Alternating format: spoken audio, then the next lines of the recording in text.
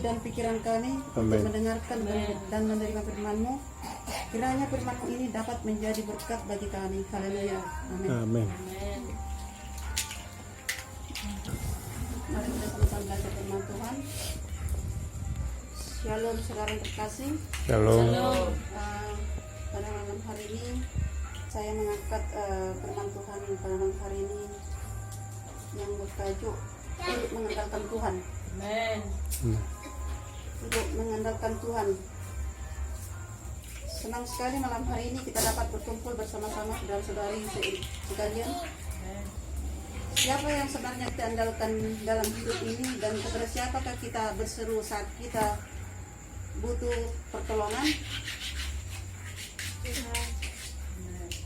Saudara boleh buka firman Tuhan di Yeremia 17 ayat 7 sampai 8. Tolong bacakan. Yeremia 17 ayat 7 sampai 8. Yeremia 17 ayat 7 sampai 8. Berkatilah orang yang mengandalkan Tuhan, yang menaruh harapannya pada Tuhan. Ia akan seperti pohon yang ditanam di tepi air, yang merambatkan akar-akarnya ke tepi batang air, dan yang tidak mengalami datangnya panas terik, dan daunnya tetap hijau, yang tidak khawatir dalam tahun kering, dan yang tidak berhenti menghasilkan buah. Amin. Amin. Dikatakan diberkati orang yang mengandalkan Tuhan. Kita yang selalu bersama Tuhan, saat kita butuh Tuhan akan berkati. Katakan amin saudara. Amin. Mengandalkan Tuhan dalam segala situasi, pasti Allah tidak membiarkan kita. Sebenarnya saat kita butuh Tuhan, siapa yang kita cari? Saat kita kesulitan, siapa yang kita cari dalam hidup kita? Tuhan. Saat kita terjepit,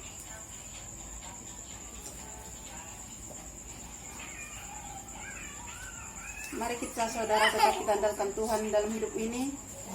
Waktu kita butuh, waktu kita tertekan, kita tak tahu harus kemana, tak tahu harus berbuat apa, kita lari kemana? Yang kita andalkan dalam hidup kita, yang menjadi tempat pelarian kita, kita lari kemana ya saudara? Pada Tuhan. Amin. Firman Tuhan mengajarkan kita untuk tidak mengandalkan kekuatan sendiri, yaitu kekayaan kita, kepandaian kita, kekuasaan kita, pengalaman kita, kehebatan kita, dengan mengandalkan kekuatan sendiri. Tapi Tuhan mau kita senantiasa mengandalkan Dia. Itu yang Tuhan mau daripada kita. Seperti kisah Raja Asa, Alkitab mencatat Raja Asa pada awal hidupnya begitu setia kepada Tuhan, dan Tuhan memberkati dia, dan selalu mengandalkan Tuhan. Tetapi ketika dia sudah mempunyai kerajaan yang hebat, dia sudah diberkati, dan bahkan raja, bagaimana raja ya? Raja pasti orang yang dihormati ya. Tapi setelah dia menerima kerajaan itu, Tuhan selalu memberkati dia. Di saat dia berperang, di saat dia melakukan apa, pasti dia menang. Tapi suatu hari dia merasa dirinya sudah hebat, dan dia tidak pernah lagi mengandalkan Tuhan di dalam hidupnya.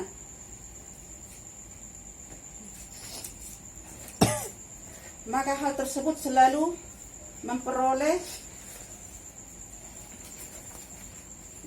sesat. Kenapa dikatakan sesat? Saat kita tidak mengandalkan Tuhan lagi di hidup kita, ada kalanya kita seperti susah hati, atau ada silih berganti masalah yang datang bertubi-tubi kepada kita. Hanya kita mengandalkan pikiran kita dan kekuatan kita, dan terkadang kita hanya lari kepada manusia, tapi manusia tidak pernah memberikan kita solusi, tidak pernah memberikan kita jawaban. Dan bahkan seringkali yang kita dapat dan kita alami hanya mengecewakan kita. Karena apa? Tidak sesuai yang seperti yang kita ingini. Seperti itu ya, apa yang kita inginkan tidak sesuai. Tetapi apa yang saya katakan di sini saudara, mari kita berlari kepada Tuhan. Amin. Karena jawaban segalanya ada di dalam Tuhan. Seperti kembali kita kepada Raja Asa tadi, di saat dia tidak setia lagi, setelah Raja Asa ini menjadi besar dan kuat, ia mulai hidup tidak setia lagi dan tidak lagi mengandalkan Tuhan. Sayang sekali ya. Seharusnya ketika hidup kita sudah Tuhan pakai, sudah Tuhan berkati, seharusnya kita akan lebih lagi berlari datang menghampiri Tuhan. Jangan kita sia-siakan kehadiran Tuhan yang di dalam hidup kita, dan bahkan Tuhan yang sudah berikan berkat kepada kita. Seharusnya kita semakin kuat, semakin gagah. Maksudnya semakin gagah bukan karena sombong, tapi kita semakin gagah datang menghampiri Tuhan. Karena kita tahu Tuhan sudah ada di pihak kita. Nah, di sini dikatakan karena Raja Asa sudah tidak lagi setia, karena kemenangan demi kemenangan yang dia alami membuat dirinya mulai bersandarkan kepada kekuatannya sendiri. Bahkan saat berperang menghadapi Baesa atau Raja Israel, dia tergoda untuk mengandalkan Raja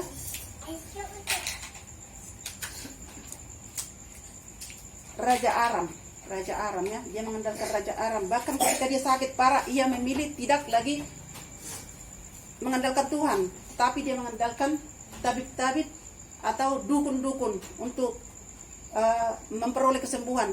Tetapi bukan dia memperoleh kesembuhan, bahkan dia lebih parah lagi, sehingga dalam masa 39 tahun dia sudah menguasai kerajaan itu. Tuhan tarik kembali dan Tuhan telah mengalihkan kerajaannya kepada orang lain. Jadi apa yang saya katakan di sini saudara, jangan sampai hal ini terjadi kepada kita semuanya. Jangan sampai hal ini terjadi. Jadi mari kita sungguh-sungguh datang kepada Tuhan, karena Tuhan selalu setia dan selalu menunggu kehadiran kita. Amin. Selalu menunggu pertobatan kita datang untuk menyerahkan diri kita kepada Dia. Mari kita buka lagi saudara di 2 Tawarik 16. 2 Tawarik 16 ayat 11 sampai 12, tolong bacakan.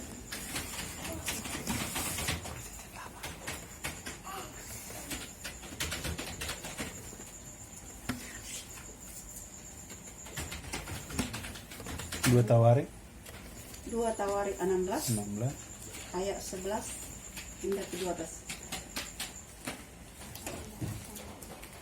Tolong dibacakan saudara.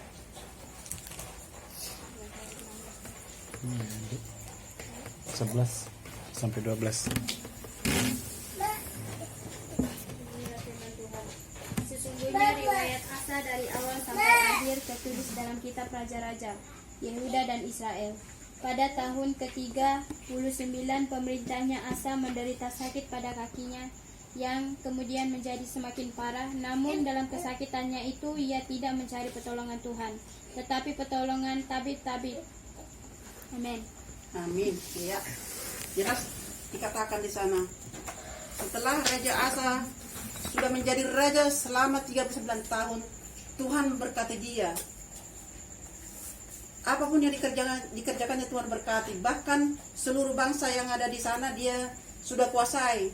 Tetapi ketika dia sudah kuat, dia sudah merasa hebat, dia tidak memerlukan Tuhan lagi.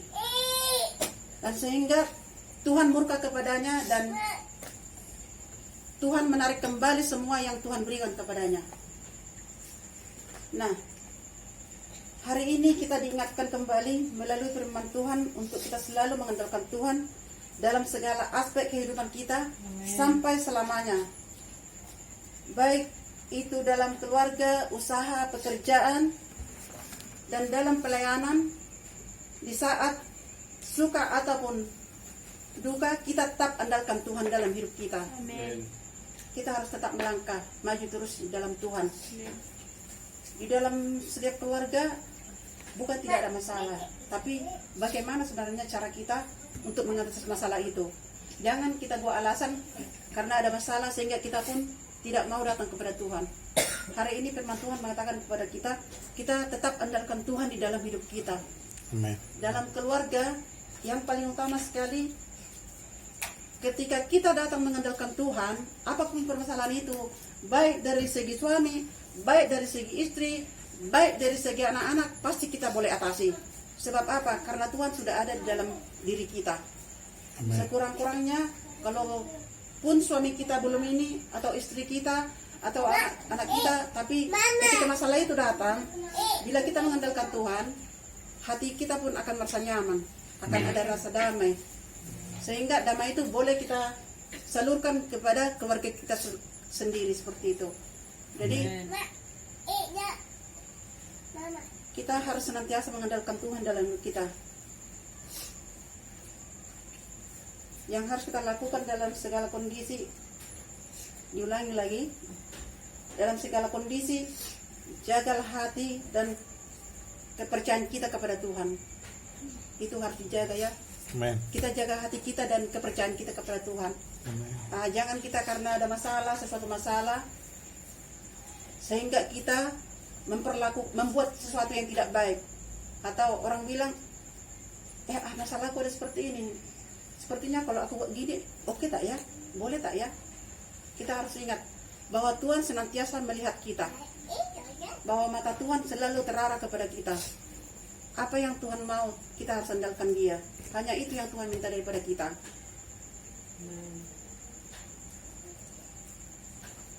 Tetap kita andalkan Tuhan sebagai satu-satunya penolong sampai akhir hidup kita. Jadi inti daripada firman Tuhan ini yang saya sampaikan malam ini, Tuhan tidak pernah mengecewakan, ya. Tuhan tidak pernah mengecewakan siapapun yang mengandalkannya, ya. Tuhan tidak pernah mengecewakan bagi siapa yang mengandalkan Tuhan, ya. Tidak pernah mengecewakan. Tuhan itu selalu dalam diri saya sendiri, ya, saya alami dalam pribadi saya belakangan ini. Dan saya datang berlutut kepada Tuhan ketika saya mengalami sesuatu, sehingga firman Tuhan ini menguatkan saya, dan itu yang datang kepada saya. Karena manusia yang sebenarnya, manusia tidak pernah setia. Manusia boleh buat janji-janji, tapi tidak pernah ditepati. Manusia boleh berkata apa, tapi tidak pernah ditepati. Tidak. Hanya Tuhan yang boleh menepati janjinya, dan Dia tetap setia sampai akhir hidup kita, ya. Jadi mari kita untuk setia apapun perkara dalam hidup kita, dalam keluarga kita, dalam anak kita, bahkan dengan jiran-jiran kita, tetap kita andalkan Tuhan. Amin. Karena hanya Tuhanlah penolong kita satu-satunya. Amin. Mari kita berdoa. Bapa kami di surga, kami mohon kepadamu kiranya Roh Kudus-Mu menjaga hati kami untuk tetap mengandalkan-Mu dalam segala keadaan sampai selamanya. Dalam nama Tuhan Yesus Kristus kami telah berdoa dan bersyukur. Haleluya. Amin. Amin.